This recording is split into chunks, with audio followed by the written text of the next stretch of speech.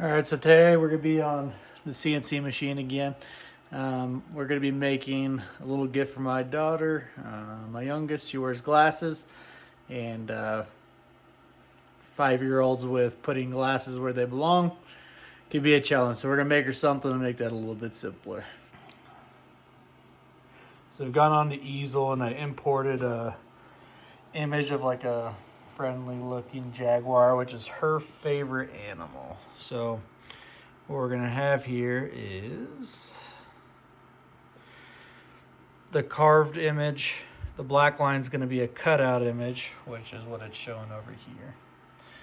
Then in addition to that, I'm gonna do cutout circle with an engraved nose, because the intent is that it looks kind of 3D like this.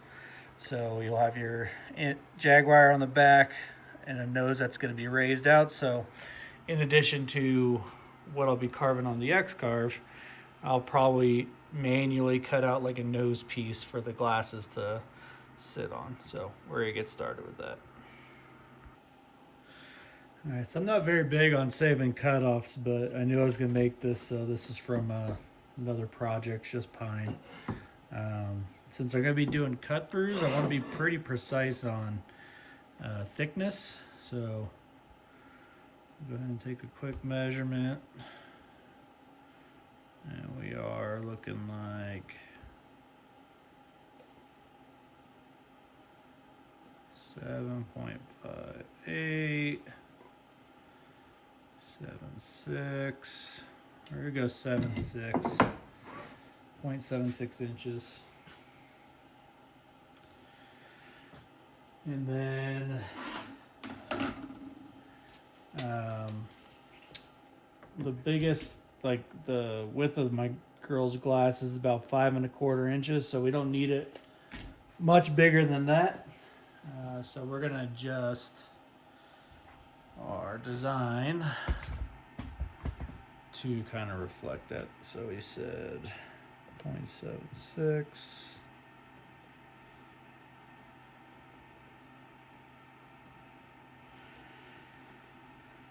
Right. So we might need to shrink our overall image here.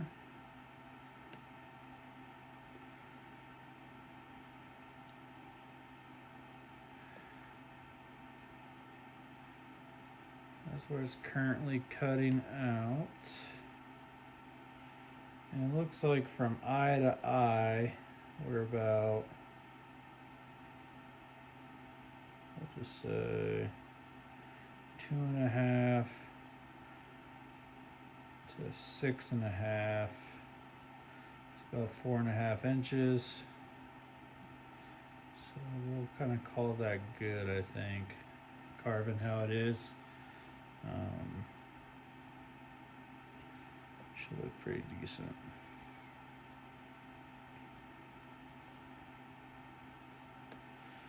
I do want to see how much time I would save if I add another bit in here.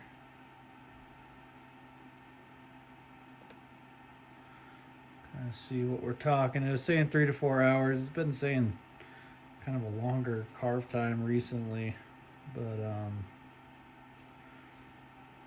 also sometimes you use one of those bigger bits to take out a good chunk of that material, then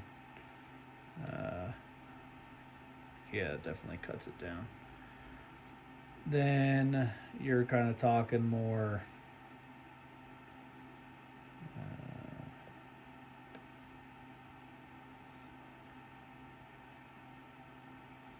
more material taken out a little bit easier. So that looks pretty good right there. We'll start with that carve, and then we will move on to cutting the nose piece and any other pieces that we're going to need.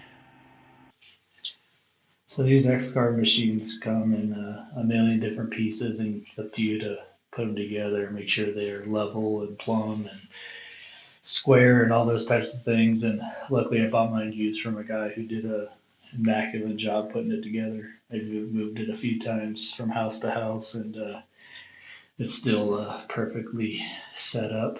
So first thing you want to do is make sure that your clamping system and your material are square to the movements of the router. So once you start your carve, you're not off a little bit. In a situation like this where I'm just cutting it out of a piece of wood, it's not it.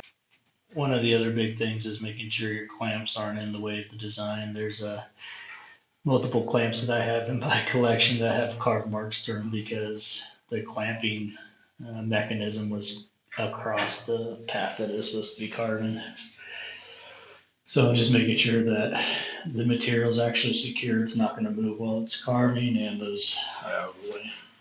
Once get all that put together, it's going to be time to get the machine in place and get that XY0 dialed in. You want that bit pretty much split in half on the corner of that piece of wood because as I switch to my detail bit, it's at an actual point, and you want the point of that bit to be the center of where this 1/8. So now that that XY is set, we need to work on getting our Z axis zeroed. So there's a probe mechanism. It's pretty much a copper plate with a continuity clip and a plug to plug it into the machine that allows the machine to understand in comparison to how the bit's sitting in there, how much of movement it needs to program in to carve depths appropriately. I also keep a dust shoe on for majority of my projects, kind of just helps keep down that mess in the garage.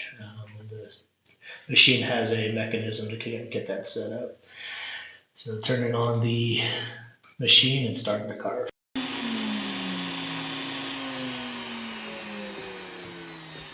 Alright, so stage one is done. One thing that's kind of, I don't know if it's changed or I just wasn't paying attention to it before, but initially when I first started using this machine, if it wasn't on your material, it wouldn't carve. But even if it's off your material now and you have a depth programmed, it will go to it. So that's where you see that red line going up there, coming back, is it trying to carve that even though there's no material there. So I just kind of sped up the carve because it was just machine was just out here doing its thing without carving any material. So get this raised back up. Boot off real quick. So when changing out these bits, you gotta make sure you don't slide this gantry either direction, because then your home where this bit's saying it's starting at is going to be off, and then that means it's going to be that far off on your carve as well. So something that you have to be aware of. Also, this is a 1/8 inch bit for the chuck, whereas so it has like a chuck adapter, and then this is a 1/4 inch 60-degree V bit. So that just goes in without the adapter. Just throw that in. Tighten this back down and we'll go back through the probing process. XY axis and the Z axis are already set. Or not the Z, the XY axis I should say. So now we really just need to get the Z axis reset so it knows where the bit is sitting. And then we'll be able to do stage 2 of this carve. So I don't like messing with carves in the middle, so I'm not gonna delete that other image. The biggest downfall of that is depth-wise, if it's even a little bit into the wood because of the material, it's cutting all the way through it. It could carve an outline over there, but that is what it is. So, let me make sure I tighten this again, because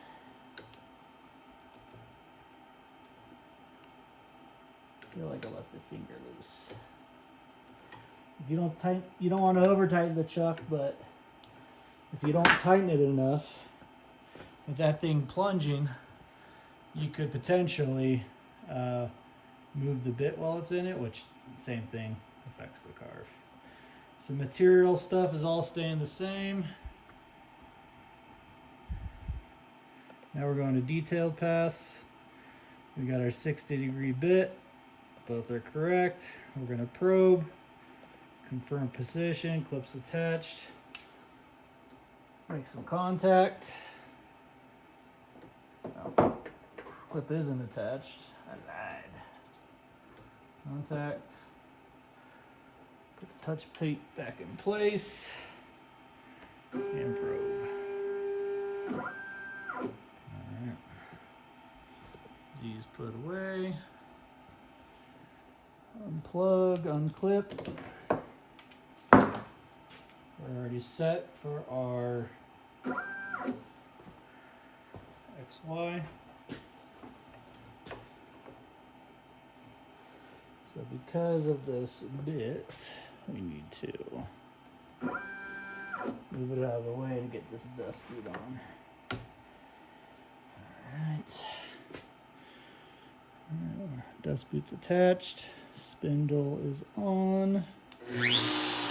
And we are back to our detailed carve.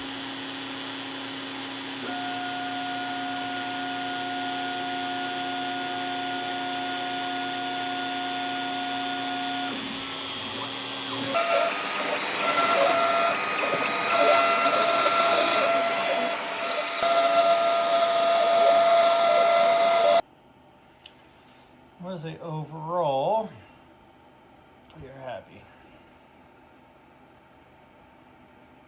The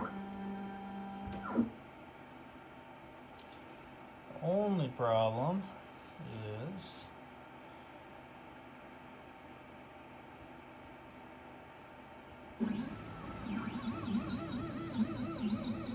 we didn't go all the way through, which I kept changing the setting. This will turn like white if it goes all the way through, and it would go white and then it would switch back to a little bit of breakout.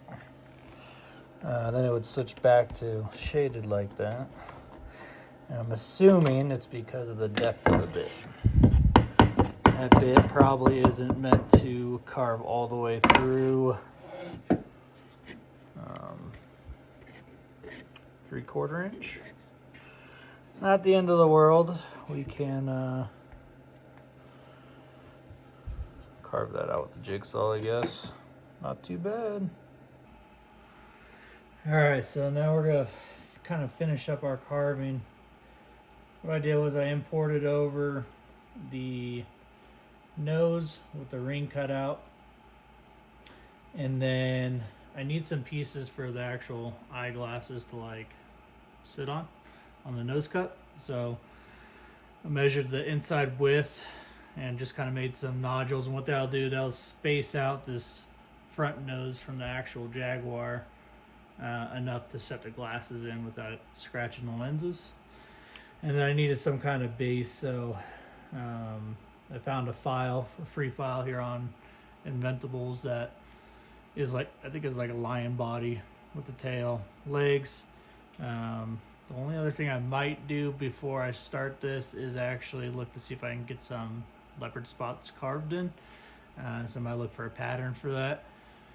And then over here, I just found another piece of my leftover kind of cheap pine.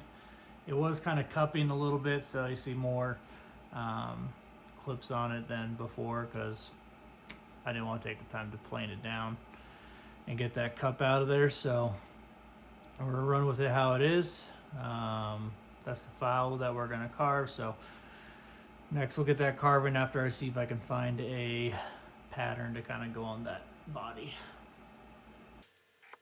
So with the new piece of wood and starting to carve pretty much over, I'm changing back out that V bit for that flat bit.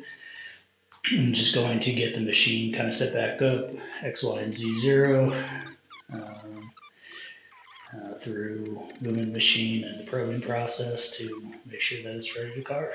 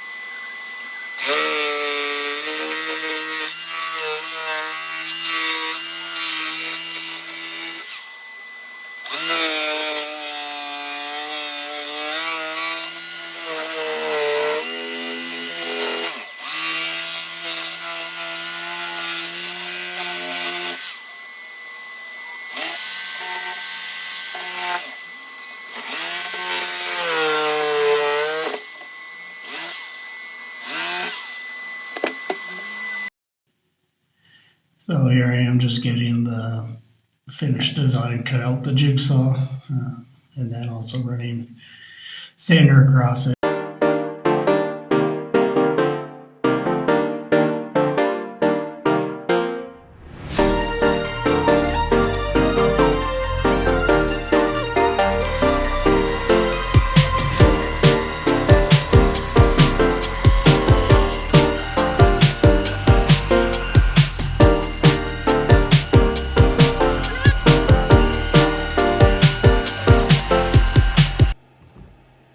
So cut turned out pretty good. A little bit of breakout right there.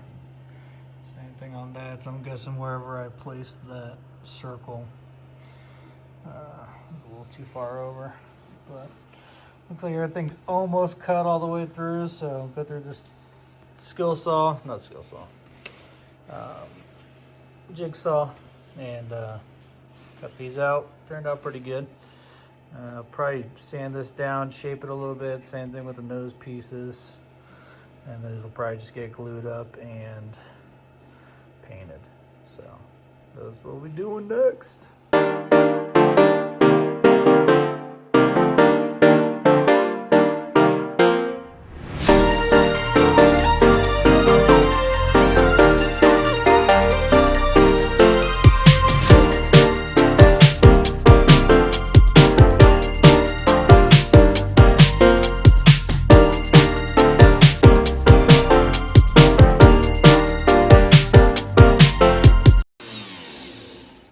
Pause my carb for a minute so I can hear myself. I don't know why I didn't keep recording, but it's kind of how my product's gonna finish out at, as far as the wood part of it goes.